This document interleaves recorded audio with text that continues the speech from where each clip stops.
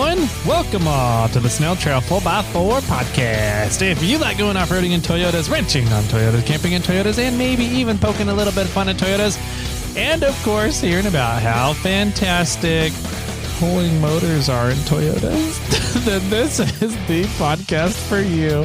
That's right, ladies and germs. My name is Tyler, and joining me for another fun episode is birthday boy himself, Jimmy Jett. How you doing, birthday boy? I'm doing well. Thanks for asking. Yeah, you're welcome. Yeah, it was a fun week. Good. Yeah. Not gonna lie, I told you this. Yes. I texted you this, and I thought your birthday was November 9th for some reason. Yeah. Not November 3rd. I don't know why. Yeah, I was 3 days late. Mm-hmm. Yeah, you were 3 days late from being November 1st? From my due date. My due date. You were due on Halloween? I was due on Halloween. Really? Yeah. Why? I feel like I've never known this before, and I should have known this about you. Yeah. I don't know how many people really need to know that I was 3 days late. You know? Yeah. But yeah, I always found it fun that my due date was on Halloween, and I should have been a Halloween baby, but for some reason I was warm and cuddly and cozy and didn't want to come out or something. I don't know. Okay. Your mom didn't get scared enough is what it was. Maybe that's what it was. Scared into contractions. My dad didn't spook her too bad. So I thought it would have been a lot of fun. At this point in my life, I think it'd be a lot of fun to have a Halloween birthday. God, that was going to be my next question are you disappointed? No, I mean, kind of, but do you feel like it was a missed opportunity? Well, I don't have any control over it, but it's still so close that I could turn every Halloween into my birthday. You should anyways. I probably could. Yeah. Just go around as you're doing the adult door-to-door. It's my birthday. Where's my shot? Exactly. I need a shot. Yeah. Maybe when the mini assistant gets old enough that she no longer wants to hang out with the parents, maybe we'll start doing a Halloween party or something. That'd be fun. Yeah. Okay. I'm down. I'm interested. Okay. But you're going to be out trick-or-treating. You'll come all the way to my house. I'll go Dude, my neighborhood is lame for trick-or-treating. Really? Mine's worse, I bet. Really? Yeah. Like nobody goes? Nobody goes. Oh, interesting. Yeah, it's like acres between houses. Who wants to walk that? I guess you're new, but yeah. I was thinking you were still going trick-or-treating at your old neighborhood. We did. Yeah. Because it's way better. Exactly. With the new house, nobody comes by. I think on Halloween, and granted, I left the house around, I think it was 7:30 to get to the airport to go to SEMA. Yeah. But we had one trick-or-treater group before I left, and I think we got 3 more after I left, according to the video cameras. Wow. Yeah. So it's because you're really far back in that neighborhood we are really far back. I bet if you were closer up, kind of more towards... Homeless people find me though. Yeah. Homeless people just move into your garage. That's true. I don't know. I'm interested. I'm wondering if I start enticing the parents with alcohol, if we'll start getting more families come back to that part of the neighborhood. Could be. Mm-hmm. So I might give a shout out on Nextdoor next year and be like, we have candy for kids, a lot of it, and alcohol for adults. Yeah. Come by, shots come back and adults, visit us. Yeah, alcohol for the kids, candy for the adults. Yeah, old fashioned shots, pecan the other way around. Oh, I didn't even catch that. Oh man. So, anyways, Halloween was good. I missed your birthday. Well, I still got it on your birthday. Yeah, you still messaged me on thanks to Ozzy. Yeah. He texted me, he goes, did you know today's Jimmy's birthday? I was like, no, it's not. It's the 9th. He goes, well, everybody's messaging him on Facebook today. And I was like, shit, I suck. Well, Ozzy said that he would still message me on the 9th. Yeah. And we'll see if he does. Yeah. He doesn't listen to the podcast, so we'll see if he actually remembers. Well, this episode will come out on the 9th. So if you're listening to this episode, shoot me a happy birthday message. Everybody listening to this episode. Let me just say, I got so many LS swap comments. Did you? That's awesome. At first I was like, this is funny. And then I was like, oh my gosh, this is getting ridiculous. Good job, everybody. I did have a few people message me and tell me to do a 1JZ swap. Oh yeah. Because it will bolt up to the same bell housing or transmission. I haven't looked into it that much, but I can use the transmission and T cases that I currently have. I can just the W56s. Well, no, you have the R151. I have the R151. Gotcha. So in theory, I should be able to use. I don't know if you need the bell housing for the 1JZ, or if the bell housing I currently have works and will mount to that engine, the back of that engine. So if that's the case, then it's the same bell housing, but I don't know if, the bell housing is different to mount to the transmission one way or the other. If you want to do that project, I'd be interested in stripping and pulling a 1JZ out of something and putting it in Samantha with you. Yeah. Well, I would be down for it to some extent if I can smog it.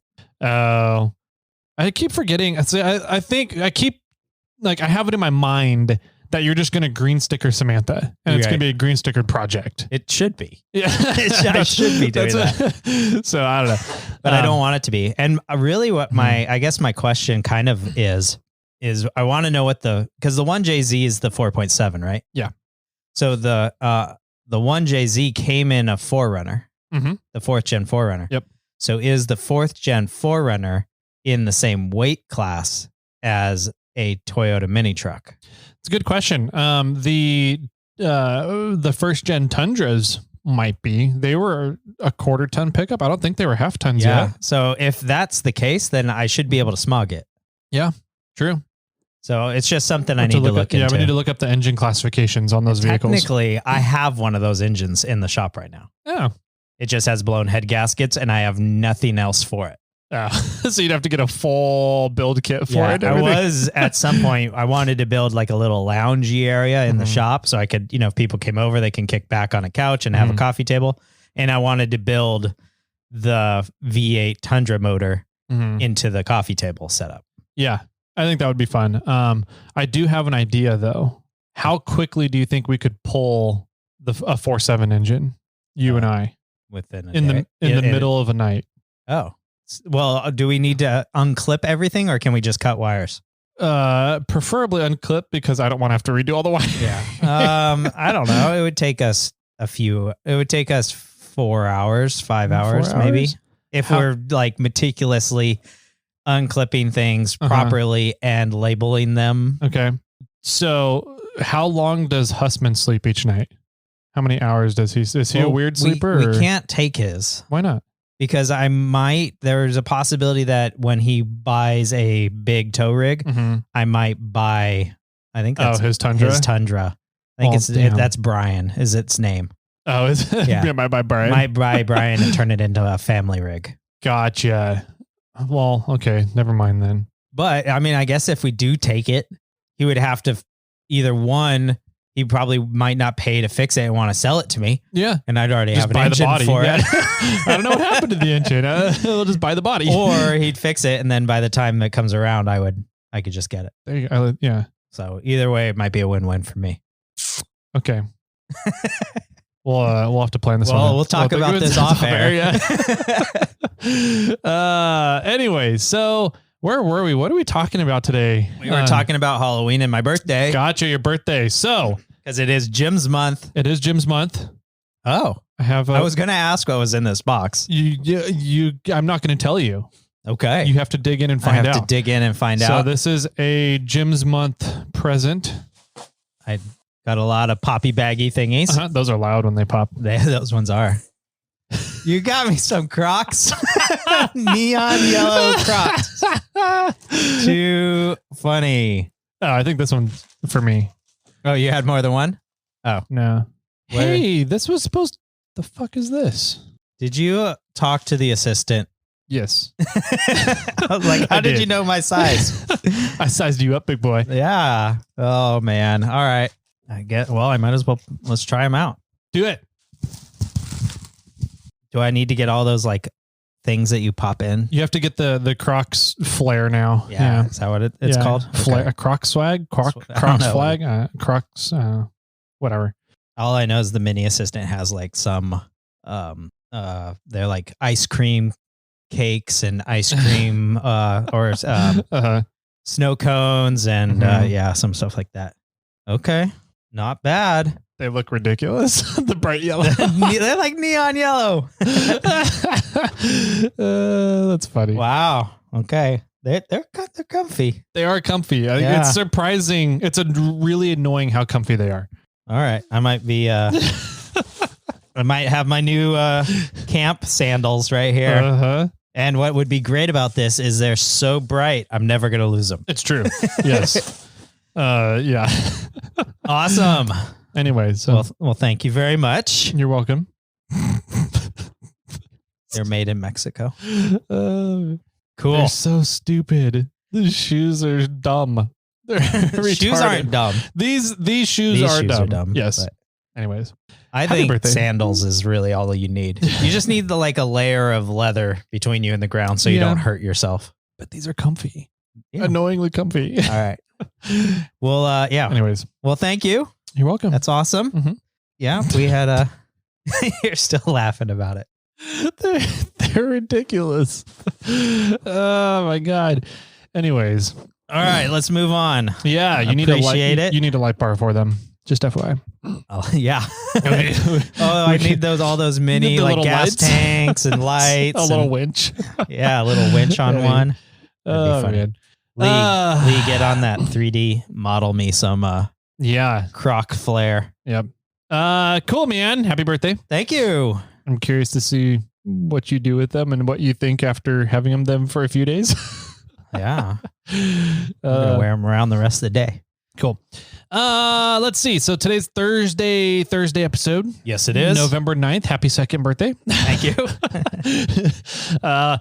We got some FNGs. We have birthdays. Yep. We have October's giveaway wieners to announce. Yes, we do.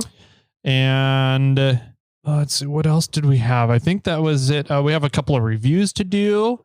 And I think that's it for this episode. I mean, then we have some housekeeping definitely to take care of. And then you did a trip here recently, which we can talk a little bit about. And if we really want to dive into my birthday weekend, we can do that as well. Cool. I like it. Yeah. Let's do some reviews because those are up on the screen right now. Perfect. All right.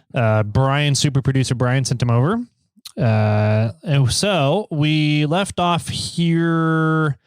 So we're at 71 FJ Nick. Hey, 71 FJ Nick. That was your cue to say. I know you're playing with your Crocs right now. I was. It says 5 stars and more. Great podcast. Like the technical content with good banter and interviews. I really like hearing what these guys are up to. Thanks, Nick. Thanks, Nick. Appreciate that. Yeah, I want to see pictures of your 71 FJ. Me too. Let's see. Next one is from Reese 8140. Hey, Reese. It says, great off-road podcast. As a local to the Northern California area, it's neat to hear them talk about the trails nearby. Lots of good information with some boofing thrown in. Always entertaining. Thanks, man. And if you're the Reese that put in my doors, thank you. Oh, could be. Next one is from One True to Grit. One True to Grit. One True to Grit. I don't know how that's supposed to come out. Best podcast ever. This podcast is a great listen, full of interesting stories, tech about off-roading. Tyler and Jimmy have a great relationship. And we do. Yeah, we do. We really do, buddy. I gotta say. Yeah. So after 4 years meeting every freaking day once a week at least. Yeah. I have a great relationship and communication ability. Conversations keep me engaged. Looking forward to the next episode. Thank you. Yeah. Speaking of relationships, Ozzy and I were pretending like we were a gay couple in Las Vegas. Why were you a couple? Pretending? I don't understand. Yeah, we kind of just made we figured out that it's not gay if you're married, right? So okay, it's also not cheating if it's the same sex. So yeah, we'll leave it at that. Did you get drink spot for you? No, but we had our server lady blushing and cracking up pretty hard, and the people on either side of us at the tables on either side of us were laughing pretty hard too. So okay, it was a fun time. Nice. This one is from Carl from 12th State. Hey, Carl, thanks for writing in. What is the 12th state? 12th state of the Union? I'm not sure which one that is. So. Binge-worthy 4x4 podcast. Sweet Brown 80 recommended this podcast when I was looking for something new to listen to at work. So huge shout out to Sweet Brown 80. I know that he's a listener. I chat with him on Instagram every once in a while. Tyler and Jimmy have put together a great show that brings their adventures and projects to life while throwing in some day-to-day life stuff to keep it relatable. Great tech, great guests, and great stories. Highly recommend if you like off-roading in Toyotas, wrenching on Toyotas, camping in Toyotas, maybe even poking a tiny bit of fun in Toyotas. 5 stars. Keep up the good work, guys. Awesome. Thank you. Thanks, man. And what was it? Sweet Brown 80? Yeah. Sweet Brown 80. Thanks for sharing. That's the number one way to help us grow the podcast is by you guys out there telling your friends about it. 100%. Last one for today is Yo-Yo Towman. Yo-Yo Towman. Favorite podcast. Always looking forward to listening to every new episode. The end of jokes keep you smiling. Especially this week's. I don't know about this People were mad that I didn't have a joke last week. Yeah, you kind of let some people down. We forgot about it when we recorded. All I have to say is the joke is there. You just have to keep listening. It's like our other podcast. Yep. Oh, man. So that's the last one for today. Thank you guys for writing in and sending in all those reviews. The more reviews we get, the better off the algorithm sends us to other people out there that are looking for off-roading podcasts. And the more people that we get listening and looking for us for an off-roading podcast, the more cool stuff we get to do for everybody. So, totally. I think I'm going to try and do some Googling right now because Brian's not listening to me. Fucking Brian. I know. But Useless. I think we have the most reviews out of any off-road podcast. I would agree with that. Out of any, well, I don't know. I'm looking up the Jeep show. Look up the Jeep show and the Jeep Talk Show. So the Jeep Talk Show has 254 ratings. Alrighty. We're 4.6 over double stars. that. Oh, we have higher star rating too, I think. Yeah, I think so too. Okay. And and so Jeep show. There's also the 4x4 show, but he got deployed again recently. So he hasn't been putting out episodes lately. I don't see a Jeep show. Oh. I see the truck show. Okay. Maybe it was just the Jeep Talk Show then. There's the 4x4 show, I think. And then there's another one that I ran into out at SEMA called the Offroad Podcast. They have really cool shirts, by the way. Do they? Mm-hmm. The 4x4 Podcast has 126 reviews. Okay. They have 164 episodes. So they almost have as many reviews as episodes. That's pretty good, actually. Yeah. We have more reviews than episodes. That's true. What was the Off-Road Podcast? The Off-Road Podcast. I think they're relatively new. The total Off-Road Podcast is 89 reviews. There's the Off-Road Podcast Firearms Radio Network. Okay. Off the Road Again podcast. Oh, they had Des DeGlory on their most recent episode. Nice. Yeah, they're a fantastic couple. Really, let's find the most important one to compare ourselves against. Wheeling Wine and Wheeling Whiskey. Wine and Whiskey. What are they at? Those chumps. Does it even really matter? Do we really even need to compare ourselves to those? Yes, we do. That group. The Wheeling Wine and Whiskey podcast has 186 reviews. Ooh, doing pretty well. Almost keeping up there, fellas. Almost. I was listening to their most recent episode today on the way down here, and fun stories from the King wedding. Oh, yeah? Yeah. That's funny. 3-time King Shannon Campbell. I thought that he signed an NDA to go to that, though. Maybe. Well, maybe they're not telling some of the stories that maybe everything's not true. The incriminating ones. Yeah. Totally. That's funny. Anyways, let's move on off of reviews. Please leave us a review. Enter in to win some Yokohama tires. Once we hit 750 reviews, we will be giving away a set of Yokohama tires. Sweet. So get out there, leave a review, and maybe we'll give some Crocs away in the future as well. Do a big old Croc giveaway. Oh, man. Anyways, let's move on to FNGs. Yeah. Which are the fun new guys and gals. We got, for the month of October, we have a lot. Yeah, we had a lot of movement this month because we closed down Patreon. So we actually had a bunch of people drop. And so if you are listening to this podcast and you were on Patreon, I closed it down. So you're no longer supporting the podcast. If you want to continue to support the podcast, please go over to irate4x4.com and sign up over there. Which is fine. If you don't want to support the podcast anymore, we get it. Yeah. But just know that I have a list here in front of me of everybody who is no longer supporting the podcast, and I am judging you. So I'm just kidding. Yeah. Just kidding. If I ever meet you in public, I will scowl a little bit. You will not get a crisp high five from me. The list, we do keep track of everybody that has signed up and has left. Yeah. Because we had somebody this month re-sign up, and we were just kind of curious when they were previously signed up. Yeah. But if there was like a glitch in the system that we need to fix or whatever. Yeah, so exactly. Yeah. So, but our list of signed up people is vastly longer than the list of people that have left. That's true. So that's a bonus. Yeah. So wet, soggy high fives to everybody who's left.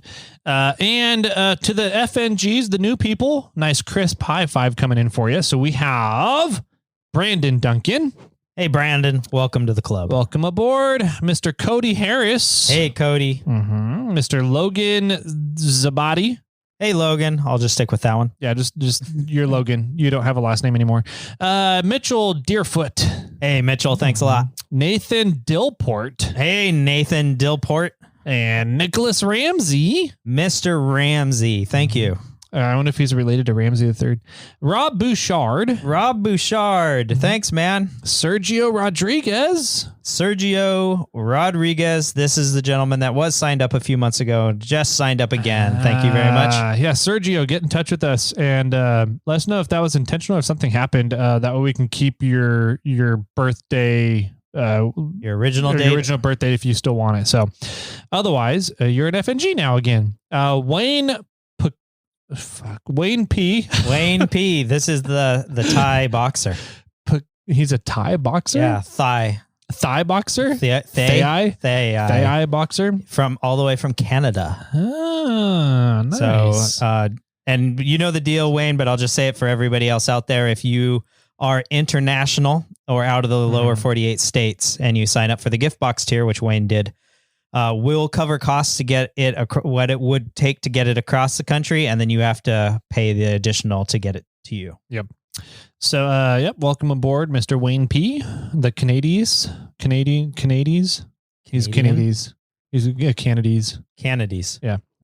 One of the Kennedys. One of the Kennedys. Zachary Lilly is the last one. Hey, Zach. Thanks for joining. Yeah. Thanks for joining and signing up, everybody.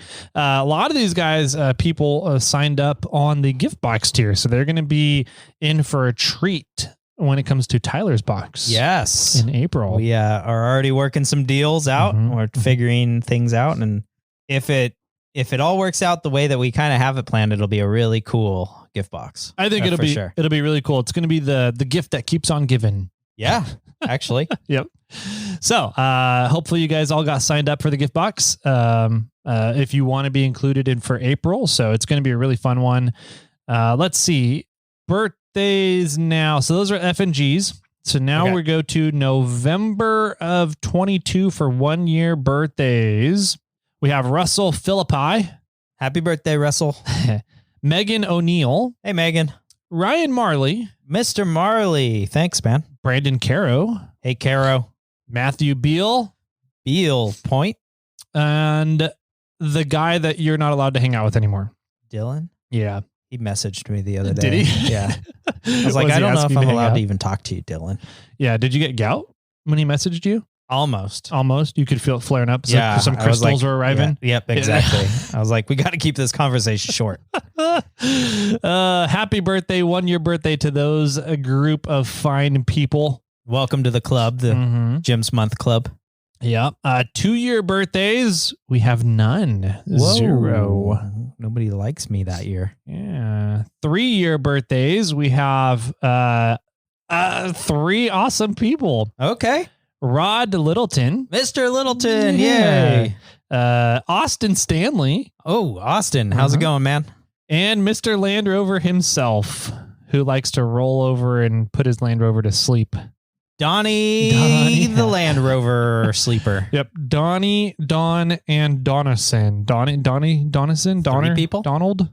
That's what it is. Donald. Yeah. 4 people. 4 people. So 4 people all in one fun personality. Thank you guys for having a 3-year birthday and supporting the podcast that long. Yeah. And a 4-year birthday. We Sweet. have a 4-year birthday. Okay. Mr. Brian Cathcart. Mr. Cathcart. Yep. Awesome. Thanks for your support. Yep. He's got some new to him Toyota axles. Oh, okay. That he's going to put under his 4Runner. So, good. Sweet. Finally. Rumor has it that his wife was not happy about that purchase. Sorry, Brian. How much was it? It was free. Yeah, it was free. They just gave it to me. That's funny. So yeah, thank you guys for supporting the podcast. If we didn't have you guys support, I don't know if it would be as fun to do the podcast. And being able to make the podcast net zero so it doesn't cost us money to run. Big benefit. A huge benefit. So thank you guys for supporting and helping make that possible. Hopefully you guys are enjoying everything we're putting out, and you guys continue to support in the future. So for sure. Yeah. So and since everybody's been supporting for so long and helping out, we've been doing these monthly giveaways. We have as a way to give back to you guys' support. Yep. So the monthly giveaway for October was 2 gift boxes, 1 winner each. Yep. And to go along with the October gift box, Jim's month gift box, we have 2 big old bottles of proof syrup. So we pulled 2 winners. One is going to get priority on what they want as the option for them to get with their gift box. Oh, really? Because I already asked somebody. Oh, did you? I did. Okay, never mind then. So we have Brandon Green and Will Richardson. Mm-hmm. Congratulations, Brandon and Will. Thank you so much for your support, and congratulations on winning this month's gift box. Yeah, so you guys get a gift box. I don't know. I don't know. They might be, actually, I think they're both in just the giveaway tier. They did not have gift boxes. So, yeah, that works out perfect for you guys. It worked out great. So you guys both get a gift box and a big old extra bottle of proof syrup. Yeah. So, well, because I have Will's phone number, I messaged him. Okay. And I more or less said, do you want pumpkin spice old fashioned or do you want margarita? And he was like, pumpkin spice, please. And yes, you guys can try it. Perfect. Let's try it right now. Yes. Okay. Pause.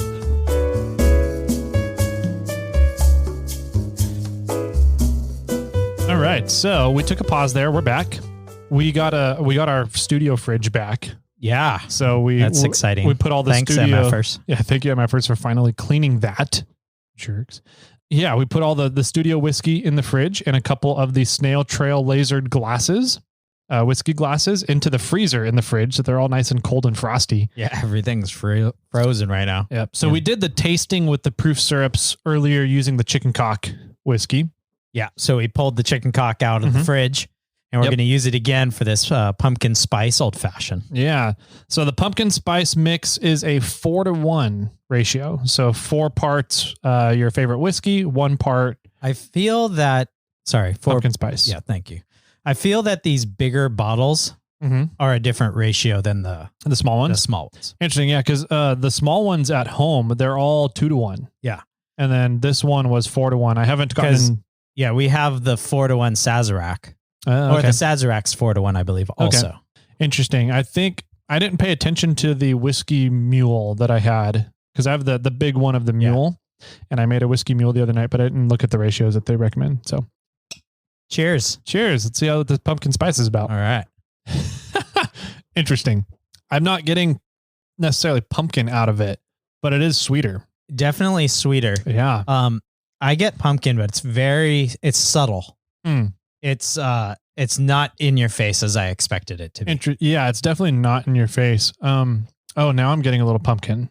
It's on the back end. Yeah, it's on the back. Yeah. Yeah. Interesting. It's good. It is good. It's tasty. I still think pecan is my favorite. I like the pecan a lot. The pecan is awesome. I like the black walnut, the pecan, the orange, and the traditional. Gotcha. So I had the maple bacon last night. Okay. And I didn't taste any bacon. I got maple. I don't get any bacon out of it. Yeah. This reminds me of the maple. You get kind of brown sugary sweetness as the main note of it, and then you don't really get the pumpkin until a while later. It's good though. Yeah. Super good. Will, you're going to like it. Okay. That's tasty. All right. So what else do we got on the to-do list here? We did reviews, we did FNGs, we did giveaway, we did birthdays. We got, as far as I know, we got 2 more things, at least in my head. Okay. We got next month's giveaway. Oh, yeah. If you want to get in for a PSI Pro compressor. The Gen 2s. Gen 2s, the nice new ones. 10.6 PSI Pro compressors from Moreflate. You need to get into that giveaway tier right now. Yep. That's going to be going through the end of November. You have until, what is that, November 30th to get in on that? So however many days are in November. Sweet. Yep. We'll do an episode here later in the month about air systems for vehicles. Yeah. So we'll get into a little bit more details on that later. We talked a little bit about the Gen 2 compressors on the past episodes. So go back if you want to hear more about those. So. Sounds good. Yep. The last thing I can think of before we get into what in the butts is episode 450, our next episode. We are recording that on Saturday. Yeah. So you guys need to get in or finalize your questions before Saturday because we're going to be sitting down around noonish PST time or maybe a little later. And we're going to sit down with all 4 of us and maybe the mini assistant might make a guest appearance. We'll see. And we're going to go over your guys' questions or comments to us and to our question, which is really, how do we go camping with little ones? Yep. Kiddos? Or how do we go 4x4 and off-roading with little ones and kiddos? Yep. At what age should we be doing it? When would be a good time? How do we make it comfortable for us, them, and the significant others? All those questions are things we need to know. Yep. Especially Tyler. Mine's 10, so she can get beat up a little bit. Yeah. But, baby definitely does not want to get beat up. Yeah. I've heard that babies are surprisingly robust. They're more robust than I think we give them credit for. I'm sure once they can hold their heads up. Right. So we'll see. I'm excited because we have had a lot of feedback. Oh, good. I've been getting a lot of emails, a lot of feedback on Instagram about that topic. Okay. So I'm really interested to kind of dive into it and kind of dissect it and talk about it with the 4 of us. Yes. On Saturday. So So, the secretary is pregnant. Tyler's having a little boy. This is going to be your guys' first. So, as a non-parent, but somebody that has seen people that has had lots of kids, always the first baby is the baby that's most protected, right? Yeah. It's the one you're always worried about and stuff like that. So I and the secretary has been doing research. Yes. So we need people's advice, but we also kind of need some scientific data. Like I want to hear the scientific data behind stuff, what the research shows, but I also want anecdotal evidence to see if because not all the time does data and scientific stuff really line up with real world scenarios. Right. It's hard to control all those variables, right? For real world applications. So I'm really curious to see what people have done out there. I can already tell the secretary is getting into a very protective, concerned, anxious mode. Oh, 100%. As having your first kid. And 100%. I'm kind of like, I don't know. I'm not as concerned. I'm like, I don't know. Well, and the assistant, we have a kid. Yep. The kid is 10. So we've kind of been through the baby stage, and we as in she. I wasn't there for the baby stage, but so it's going to be kind of nice to have somebody that has been through this as already and can verify some of the things that you guys are talking about. Yep. So it'll be a really fun conversation, I think, with everybody sitting around a table having a conversation about if that's good or bad or if it's true or not, because, one of us has been through it. Some of us haven't, it's just going to be, I think we're going to have a good amount of fun for sure. I agree. And bonus for Saturday is that I have a designated driver. So right. 100%. Anyway, so yeah, it'll be fun. I'm looking forward to it. I really do appreciate all the feedback that people have been sending in. I haven't read through any of them. I just kind of read the first couple of sentences to figure out what they're talking about. And then I'm like, oh, okay, this is goes for episode 450. So I sent it over to my email. Right. But I'm excited. You have a few more days to send in any information to us in regards to going off-roading or camping with little ones. You can do that. Probably best is to write Tyler at his email, Tyler at snailtrail4x4.com. Mm-hmm. You can always write me, Jimmy at snailtrail4x4.com. You can find us on Instagram. Tyler's over at 4x4 Toyota Tyler. I'm at snailtrail4x4. Mm-hmm. And we do have some voicemails that people have called in and left us, some voicemails in regards to the topic. Yep. That is area code 916-345-4744. Cool. And then real quick, I've had people asking about the Moose Knuckle group buy.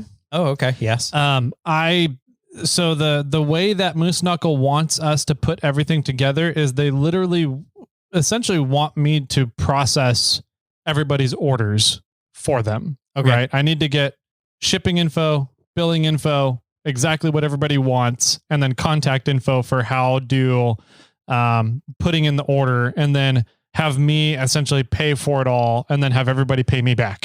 Right. Which is essentially what we did for the winch group buy. And it was way more work than really I had time for. And that's why it took a while to get everybody's winches out to them. So if that's how Moose Knuckle is going to make us do it, I probably am not going to do the group buy. Okay. So just FYI, I'm trying to talk him into doing it a different way, the way Moreflight does group buys.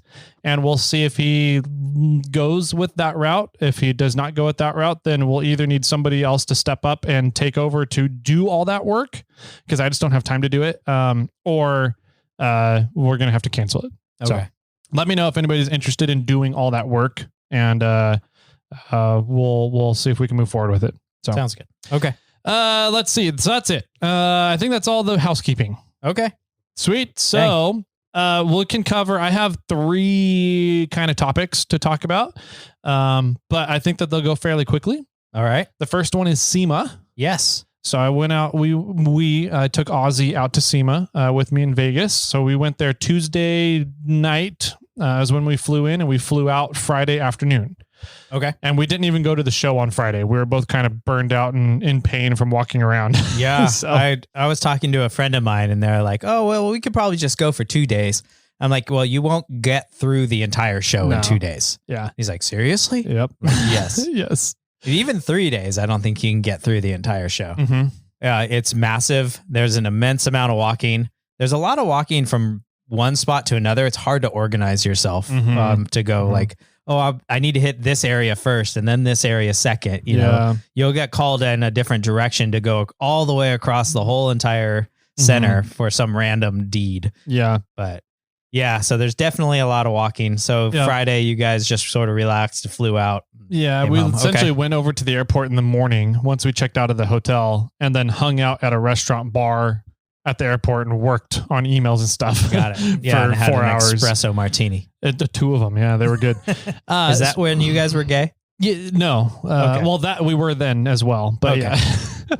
Gay Anyways, as in happy. Yeah, totally. That's what we meant. So anyways, SEMA, we totally went there for business meetings. Was this your first time? No, I went last year with the secretary.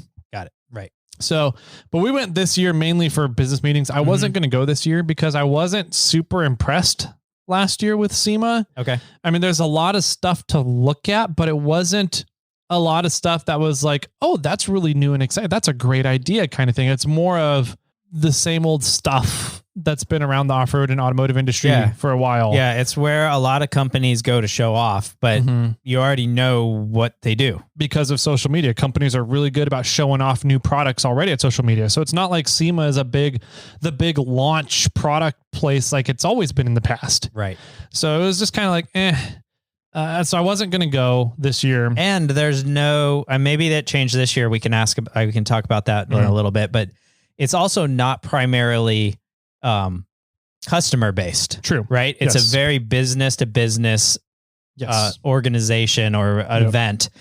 And so going to this event to show off to other businesses, you're like, what's the point? Yeah. Right. I'm not here to show off to customers. I'm not here to sell product to customers. Why am I really going to be there? Yeah. So much of business nowadays can be done direct to consumer. And in my opinion, that's way better because you get to have that better experience with your customers, and the customers get to have that brand experience with your company. Correct. Yeah. That, in my opinion, there's going to be less and less and less and less focus as everything moves forward in the economy and the world on business to business.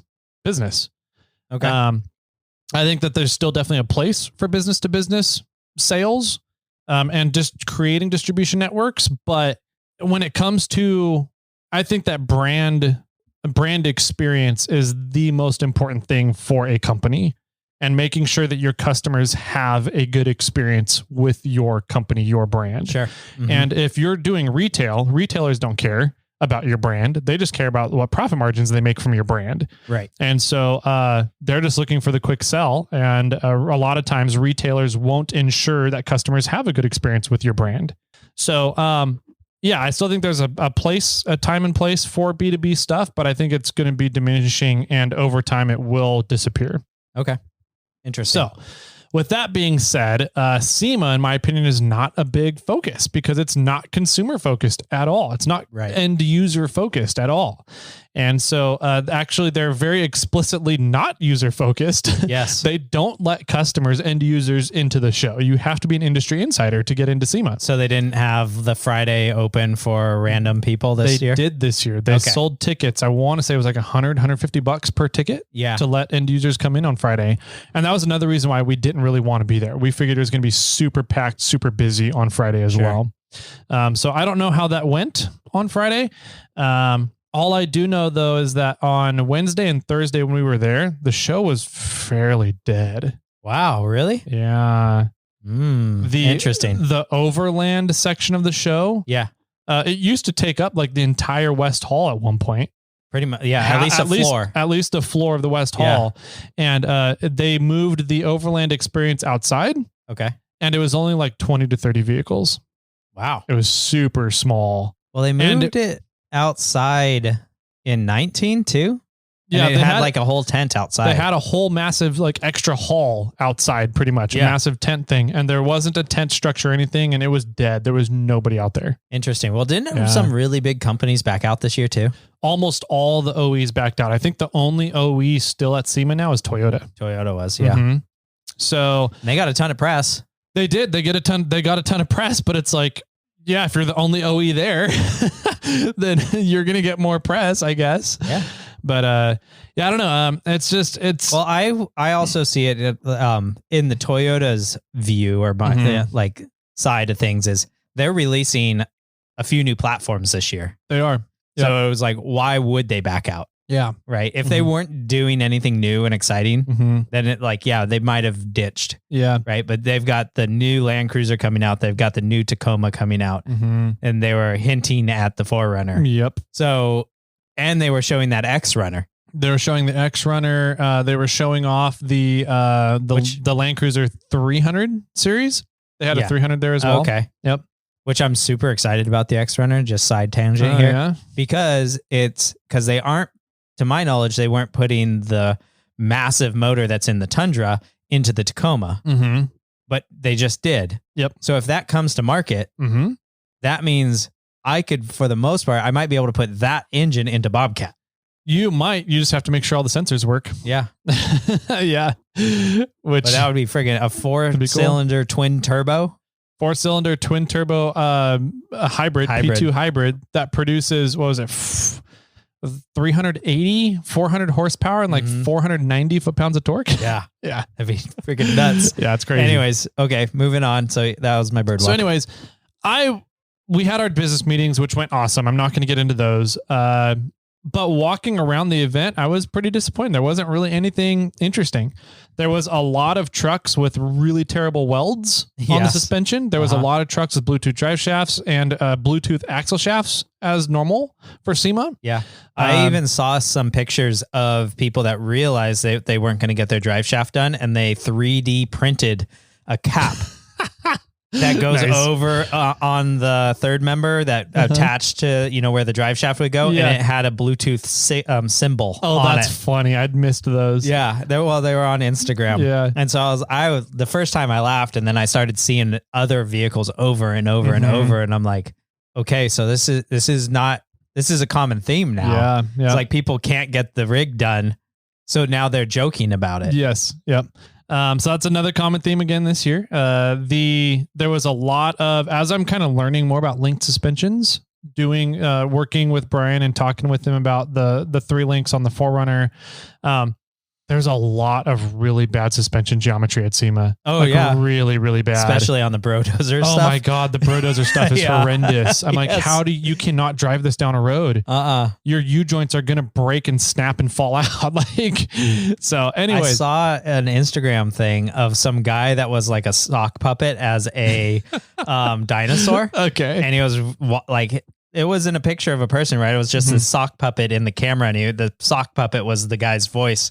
And he was pointing shit out. And he pointed one out, a Brodozer thing, that the guy welded like some square tubing on top of his spindle to just raise it up more. Yeah, I saw that one. And I was like, I don't think that'll work. And his like upper control arm was up against his fender. It was so high. I was like, you have no up travel. It was ridiculous. There was one Brodozer that the steering rack setup on it was a giant, think of a giant 1-inch thick piece of plate square. Okay. Like 2 feet wide by 3.5, 4 feet tall. Yes. 1 inch thick. Yes. He had one end of it attached to what would be like a drag link to his steering box on the top corner. Okay. And then the bottom of the plate on each corner had little tie rods going to his knuckles. What? Yes. So how did it turn? Oh, this that massive plate was essentially his drag link. Oh my gosh. And we were just looking and we're like, what the fuck? This is crazy.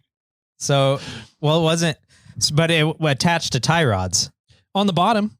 Oh, okay. On the bottom. On the bottom of the plate was attached to tie rods that went out to his knuckles. So it was just more or less it replaced a bar that shifted back and forth that moved the tie rods, but instead it was a big piece of plate 1 inch thick. That massive piece of steel. Like it probably weighed 200 to 300 pounds. Wow. I wonder if his friggin' steering box could turn that. Right? I'm like, how are you? Well, actually, it probably can, knowing that how much force our steering box can do while we're out rock crawling. Yeah. So anyways, there was just crazy stuff. And like, it really seemed like this year, there was very little actual off-road vehicles. Sure. It didn't seem like there was that many at all being shown. There was a few Ultra 4 cars there, which was kind of fun to see. Oh, nice. Okay. But a couple of trophy trucks. But it was pretty tame in the off-road section. There wasn't really anything new and exciting being shown off for off-road stuff. The main thing that I really liked from SEMA was the DeLoreans. Oh, I saw that. DeLorean Motor Company got purchased by a guy who restores DeLoreans. Yeah. And he is now bringing back the DeLorean. Yep. Mm-hmm. And he's essentially treating it kind of like a resto mod. Where that's a good way to put it. He got the body molds and he's molding the stainless steel body panels from DeLorean. And he is revamping all the electronics in the interior, the cab. Yeah, he's bringing it up all more or less up to modern day equivalent for electronics. Yep. So completely digital dashboard. Yep. Very minimal digital infotainment center, air conditioning, heat, push to start buttons, and then put a supercharger on the engine and upgraded the engine technology. Yeah. And it still runs the original V6 engine that it had. Yep. Which is pretty cool. Yep. And so it's pretty cool what he's doing. He's made the body panels a little bit wider. Made the cooling scoops, the air ducts in the body panels to cool off the engine in the back better and more functional. And so he's making only 40 of them. Oh, yeah. I didn't know that. He's only making 40 of them. But they're like $250,000. $250,000 a piece. Yeah. But I'm like, if you're only making 40 DeLoreans with where we are right now, vehicle popularity, and if you think of like vehicle investment, like investing in vehicles and choosing vehicles that are going to appreciate in value, the DeLorean is a great one right now because all the people that grew up in high school, they were in high school or per little few years before high school, a few years after high school, when they Back to the have Future extra came out, money now. they have all the expendable income right now. And so those people, as you start, if you invest in a $250,000 DeLorean right now, that only 40 of them are made, you have one of 40, that could be worth $500,000, $1 million. Maybe. So you're going to get a neon green DeLorean here for the shop soon? No, I won't get neon green. If anything, I would keep it normal. But interesting thing that I was talking with the dude about is that he goes, he'll build you a Back to the Future DeLorean. Okay. So it looks exactly like the DeLorean from Back to the Future. Cool. And he said that what people do that get those is they rent them out for parties. Okay. And rent them out to shows and events. Yeah. And he has one guy that has paid for his DeLorean 3 times over by renting it out to events and parties. So that guy has made, well, did he buy it for $250,000? He didn't tell me what the price was on a Back to the Future DeLorean. Fuck, that guy made $750,000 by renting out his DeLorean. Yeah. So anyways, that was... Well, I was thinking about it while you're saying. So if they're making 40 and they're $250,000 each, that means he's going to make $10 million off of that transaction. Mm-hmm. I don't think he's going to make any money.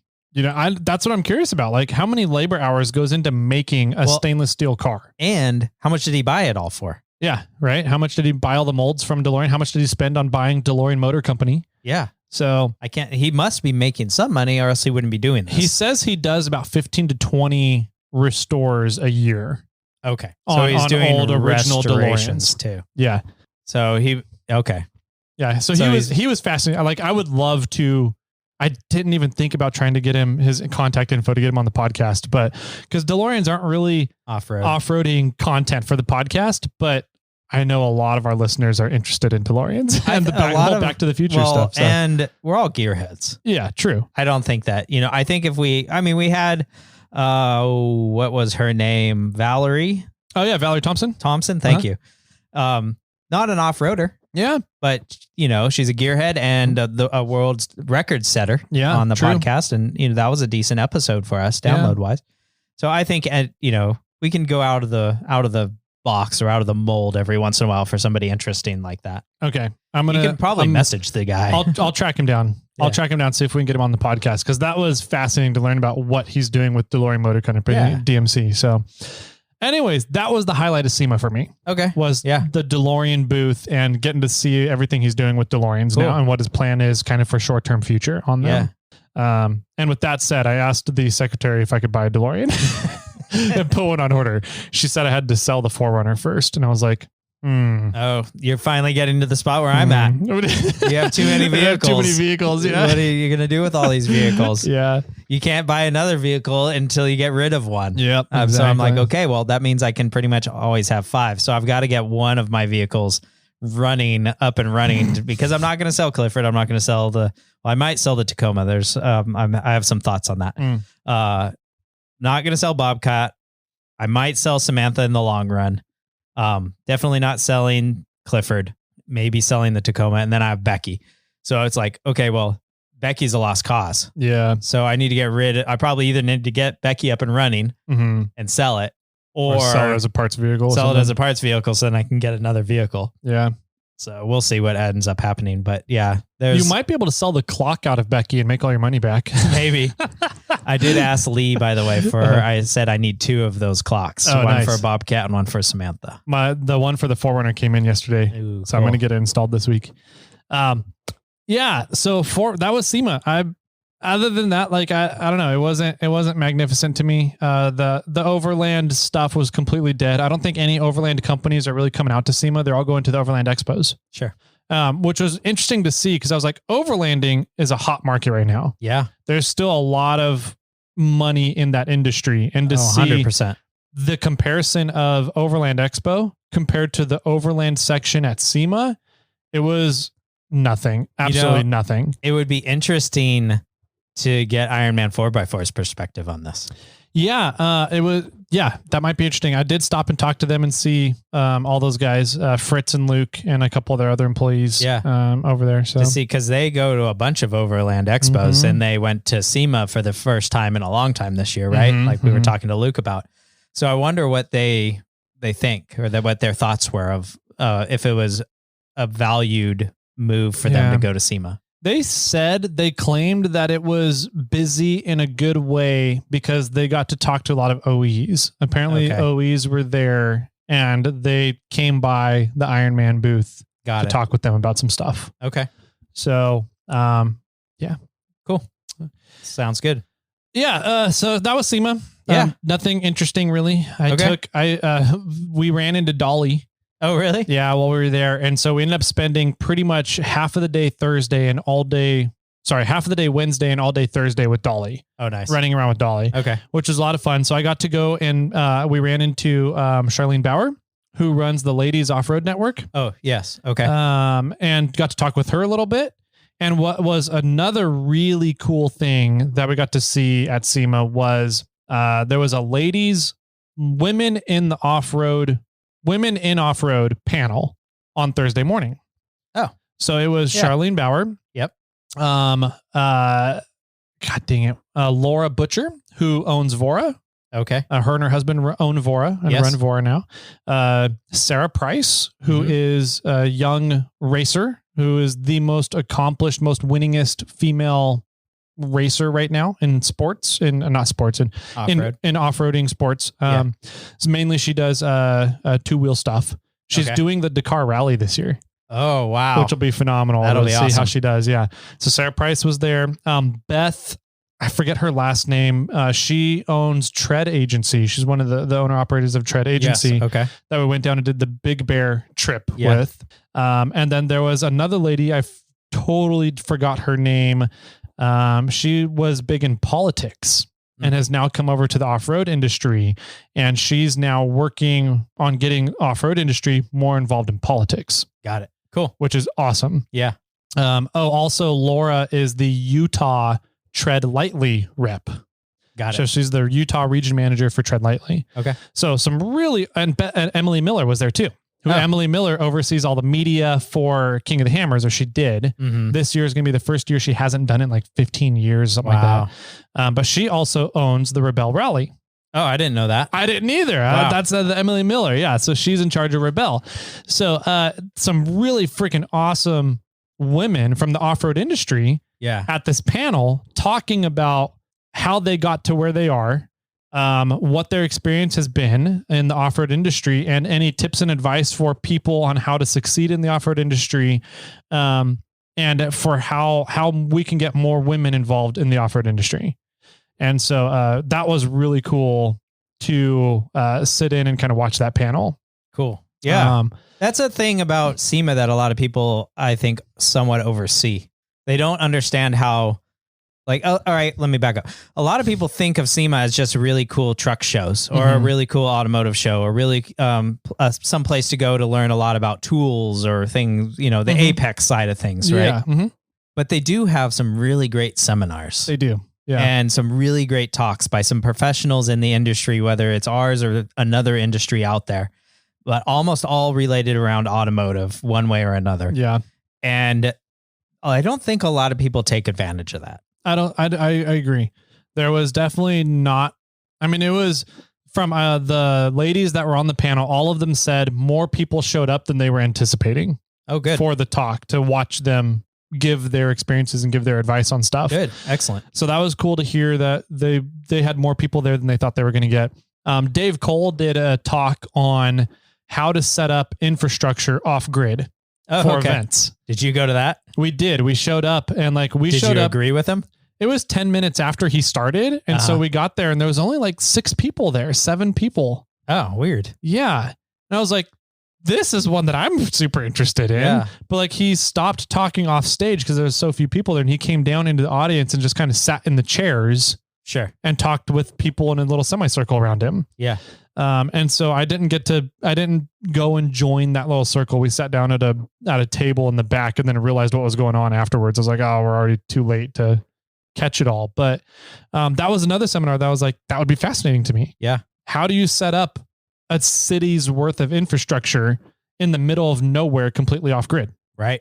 So anyways, that was one of the seminars. And there was a bunch of others that we never even got to. There's just too much going on. There's a lot going on. Yeah. You know, it's like you want to go walk around, you want to see everything, but you also want to go to these seminars, but that means you're sitting down and you're paying attention to somebody and you're not out looking at some of the cool shit. Yeah. You know, it's sort of this like, what's really more important? And what are you going to be doing? Yeah. So anyways, Dolly, I took her and Ozzy around to some of the speakeasies in the Cosmo. Oh, okay. Yeah. Which was fun. And then did you go to the ghost donkey? Yes. Yeah. Yeah. That one's fun. We got a picture with the ghost donkey. Cool. Yeah.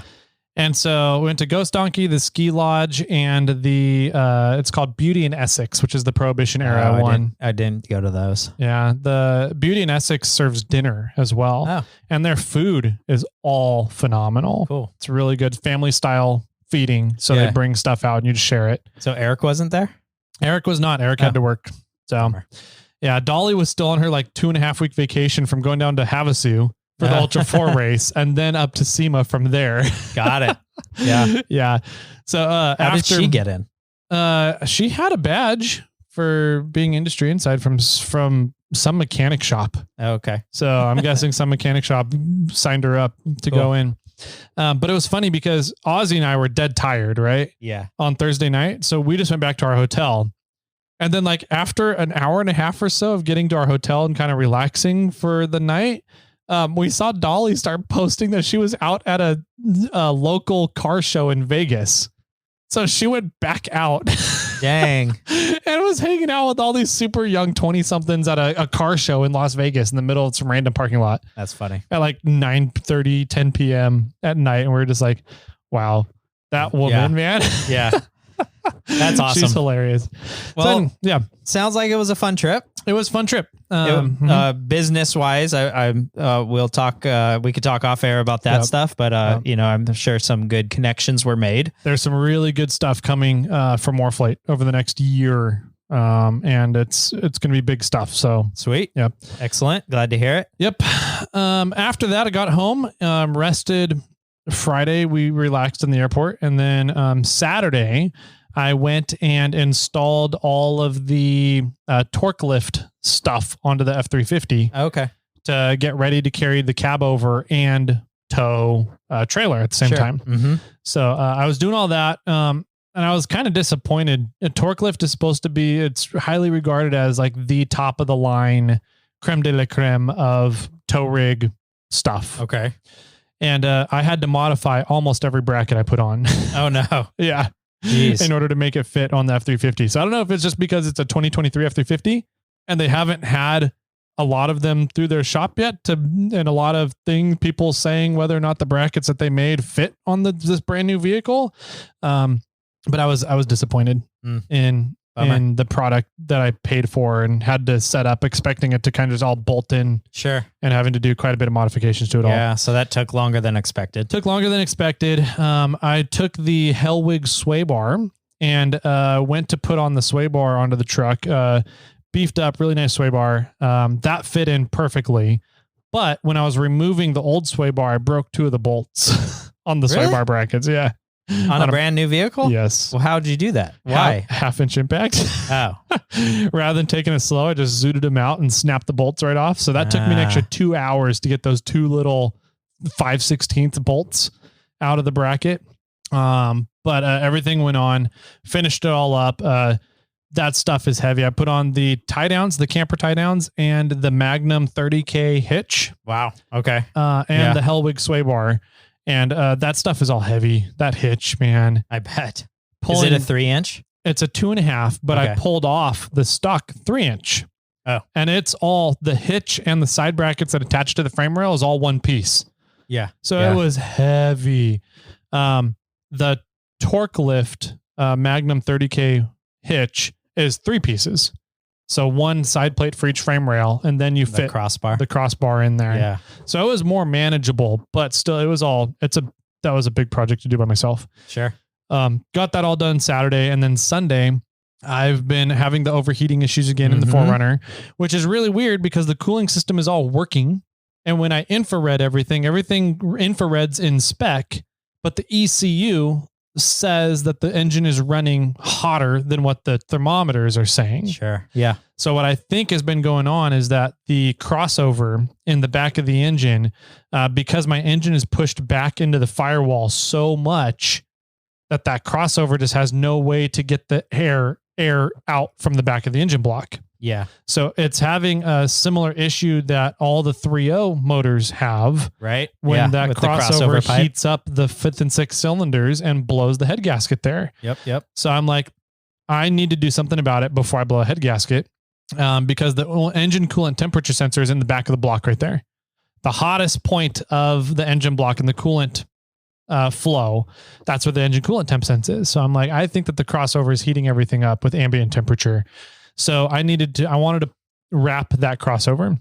Okay. Yes. Anybody out there doing a 3-4 swap, wrap your crossover while you have the engine out of the vehicle before you put it in. Wise words. Yes. So I went over to MF Orion's house. Okay. Took the 4Runner over. We pulled the engine and wrapped the exhaust and put it all back in between 8:30 a.m. and 4:30 p.m. Wow. Yeah. Impressive. With about an hour and a half break for lunch. That's really good. I was very impressed. I was thinking that like my engine is so far back into the firewall that all we needed to do was pull it forward up to like the radiator and the fan. Yeah. And we could have access to that crossover. And so that ended up not being the case. That wasn't the case. No, we had to pull the radiator, pulled the fan, pulled everything out. And we ended up having to do, the low pressure AC line was our limiting factor. So I had to exhaust the air conditioning system. Oh no. So now I got to go recharge it all. But we ended up pulling the motor out far enough, pretty much all the way to the radiator support. And then was able to wrap the exhaust from there and then put it all back in. Nice. So got all that done Sunday, and already I could tell driving home, the engine still, I don't know, didn't really get warm. It got to 201 degrees on the freeway on the way home. Okay.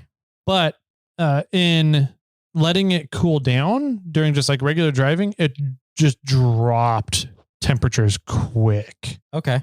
Much quicker than it drops temperatures before wrapping the exhaust there. Okay, cool. So it's definitely doing something. We'll see if it solves your problem. We'll see if it solves the problem. And I probably won't know until next summer if it solves it or not. Yeah, because it's cold. It's starting to get cold it's out cold here. again. Yeah. Yep.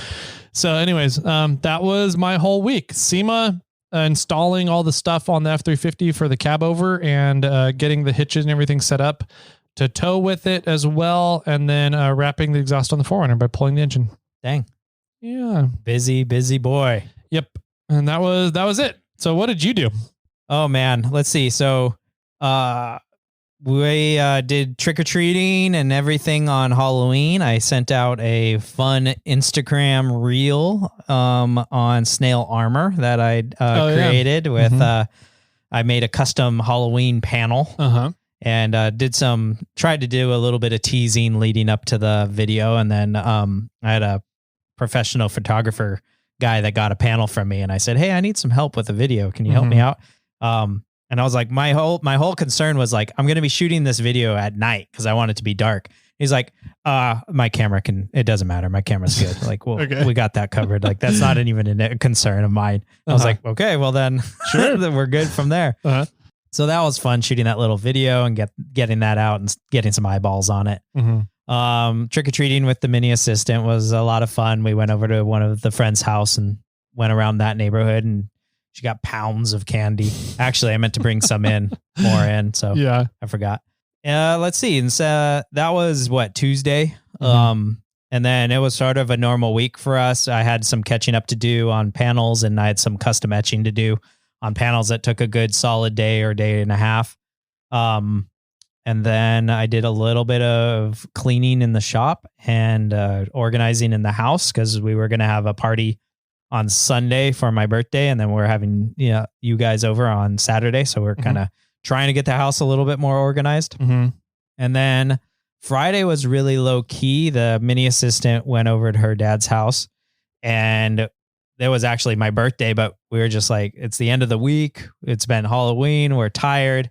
And on Saturday, we were going out wine tasting. So we're like, let's just have a low key, relaxed birthday. Yeah. Like, the assistant gave me a bottle of whiskey, which I didn't even open yet, on my birthday. And then, I got more presents on Sunday, but nice. Yeah, we went up to this on the weekend. We went up to a Harvest Wine Festival up in Fairplay, Plymouth kind of area. They have some good wine in Fairplay and Plymouth. Yep. 22 wineries were participating. Wow. One day it was a $40 wristband for the day, and you could go to as many places as you want. And every place was supposed to have a few pairings of wine and food. Oh, cool. Yeah. So we went to 5 wineries. Jeez. Wow. Yeah. It was, the assistant, I said, hey, it's my birthday. I'm drinking. Yeah. So the assistant was doing some like half pours or no pours, and just, having very little sips at some points, And then, we went out to a bunch of wineries. We didn't go to any wineries that we are members of. Okay. Because you took advantage of the wristband. Yeah, we took advantage of the wristband, wanted to go see some other places. Some of them were good. Some of them were, like, oh, that was fun. Like, glad I went there. We went to that Windwalker. Yep. And I sent you a photo. Windwalker's awesome. That's one of our favorite spots. They are fantastic. They have some great wine and they do the best pairing or at least provide the most food. Yes. They almost always have some sort of pairing going on over in the right-hand side of the tasting patio. room, on the patio or in that room inside, depending on the weather outside. But they always, they have fantastic wines. The Sierra Sunset is my favorite there. Oh, it's great. And then they did a Sierra Sunrise for a while. That was a white wine. Oh. And it was phenomenal as well. Okay, so that Sunrise Sunset, they've got the Foxy Lady. Yep, I had that. That one's really good. They do have some great ports as well. Yeah. And the people there are hilarious. Yeah, everybody around everybody was having a good time. Yeah. I mean, the employees and all the people tasting, everywhere we went for the most part, everybody was having a great time. So that was a lot of fun. We stayed at this Airbnb, more of a B&B thing. And the guy is really cool. We stayed there last year. It was like, it's a 10th of a mile from Skinner. Oh, cool. Yeah. So it's super close, right? Sort of in town, or in the main area. Yeah. And the place was an old staging area for the mail carriers. Oh, the Pony Express? Yeah. Pony Express scenario. Yeah. And, the house was really ran down, and then they got the house and the property and they fixed it up. And then there's a lot of caretakers facilities sort of on the property. And they turned almost all those buildings into small Airbnbs. Oh, cool. Yeah. So, and the one we stayed in one last year, and it was just a room and a bathroom. And then it had a kitchen attached to it. And then we stayed in the same building this time, but a different room. Yeah. And this one had a living room and a bedroom. And then there was a door to go to the kitchen. Okay. Right. And so it was and then there's even another one that on that same small house is really what it was. And it's just a single bedroom, another single bedroom. So I don't know, maybe next year I'm thinking about inviting a bunch of friends up there, and we're going to rent his entire area out, and we'll go wine tasting on Saturday. And then we'll just go back to his place because he has an entire building that's dedicated to gaming. Okay. Not video games, but board games. And I think I think there's a pool table in there, and cool. and it's just this big open area to just relax, lounge. There's a bar, and I think it'd be fun to go wine tasting, go out to dinner, come back there, just hang out and drink the rest of the night. I got a great new board game that I want to play, and I think I'll bring it Saturday. Okay. And it looks like a lot of fun. Sweet. So sounds good. Yeah. Yeah. So that was my Saturday. Okay. Did a lot of drinking. Did a lot of. I approve. Yeah. Drank everything. Well, I had a lot of white wine, a lot of red wine, had a beer, and had some whiskey. Okay. And I drank a lot of water. Good. Yeah. So you didn't get gout? A few days later, here I am. I haven't had a flare up or anything. So I think I'm doing pretty good. Yeah. I've started taking a tart cherry extract. Okay. Yeah, you've talked about that in the past. Yeah. And ever since I've taken that, I haven't had a flare up. And I don't know if it's because I'm just being more conscious. I'm drinking more water, or if I'm because of taking this tart cherry extract. But so I just think. Who cares? Keep doing it. Yeah. I think the combo of all of that, it seems to be working well for me. Yeah. That, and I just don't hang out with Dylan. One of the just other. don't talk to Dylan. Don't hang out with him, and you're good. Yep, exactly. Sunday we woke up and we went and did our wine pickups. Okay. And we went to Skinner and we picked up wine there and did a tasting. And then we went to Shadow Ranch and we did our pickup there and did a tasting. I was driving that day. Okay. And so I did a small tasting at Skinner and I did one glass of wine at Shadow Ranch. Mm-hmm. And then we drove home and then we had to clean and get ready for the party that we were having at that new house. Mm-hmm. And we had 10 people total. Wow. Including our family over at the house for birthday dinner. We sent one of the grandparents to go pick up the mini assistant from her dad so that we had more time to cook and prep and get everything ready. Okay. Had a good party. Pretty low key. Got some fun stuff. What did I get? I got some slippers. So now I have like slippers and Crocs, it's always good. My brother gave me an IOU to a cigar lounge out in Roseville. So that could be pretty fun. I'm not a big fan of cigars, but so you're not a smoker at all. So no, I'm not. But I mean, to go do a hangout thing with my brother, maybe that'd be fun. Find a cigar to smoke a little bit on or something. Yeah. What's cool about this place is they also serve beer. Okay. Yeah. Most places you're not allowed to smoke inside. Yeah. This place you can. Okay. Because they got a proper permit and proper ventilation or something like that to be able to do it. Interesting. Okay. And then they got a wine and beer license. And so they serve, so you can sit down with a cigar and you can have a beer. So okay. Yeah, so that'll be pretty cool. Let's see. I got a Carhartt jacket. Ooh, nice. Yeah, so that's really nice. I'm looking at Carhartt onesies right now. Yeah. Okay. That could keep you warm for sure. Let's see. I got a few other like random small things. I got a really interesting thing for my wrist on the computer when I use a mouse. Oh, okay. And it's sort of like a slide. You set your wrist on it and then you put your hand on the mouse and it moves around with you. Interesting. And the mouse. It's not like one of those pads that you always have to keep your wrist on and you can't, and you have to like lift the mouse up to move. No, this one moves with the mouse in your hand. So so that's pretty fun. I've been trying that out. Yeah. And then I got some tea. I like a milk oolong tea, which is super tasty to me. No coca tea? No coca tea. Not it. I got that up in Nevada City. Yeah. Actually, I haven't had that in a while. But yeah, so I got some good gifts and some presents and stuff. So that was fun. And then the week started up and had to go back and start everything all over again. Still a lot of small things to do on the house. I'm kind of in this weird dilemma of like, do I do something on the house or do I work in the shop now? You know, it's like, cause there's stuff that needs to get done in both locations. So, you know, that's where my life is these days. So I'm also repainting. I'm going to repaint my office. I don't like the color I put in there. Okay. So I went to the paint store yesterday and I bought 2 samples and I don't like either of them. So there's a professional like interior designer lady that works at this paint store that I go to. And so she's going to be working when I'm on my way home. So I'm going to stop in there and be like, here's the 2 samples I got. That more or less, this one's too light. Well, actually one's too dark.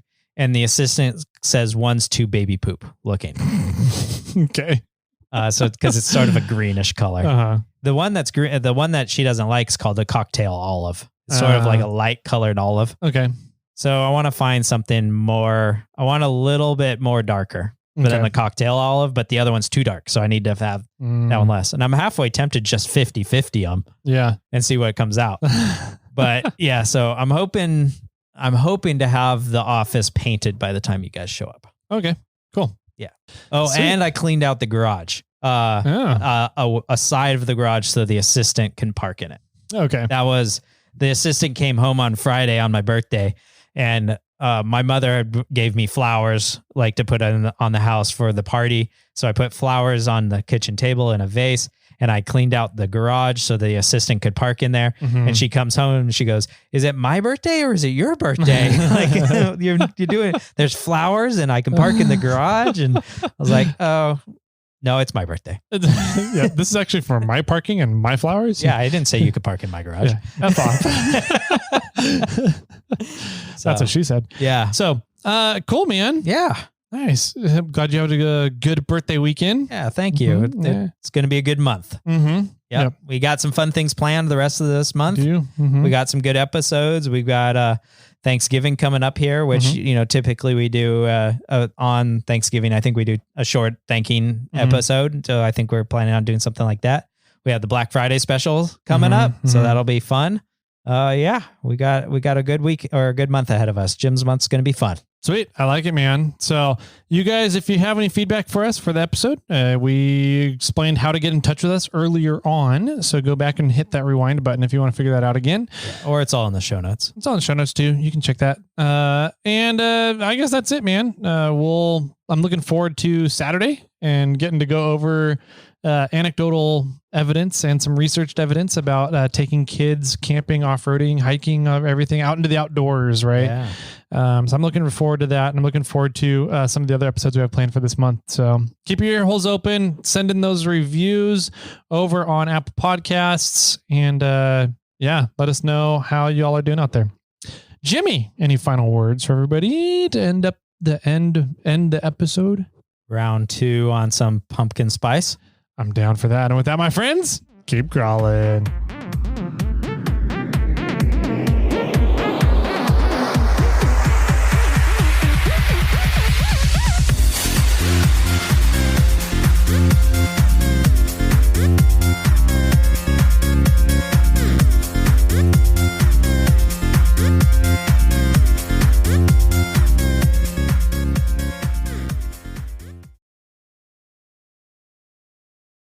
I got 2 for you.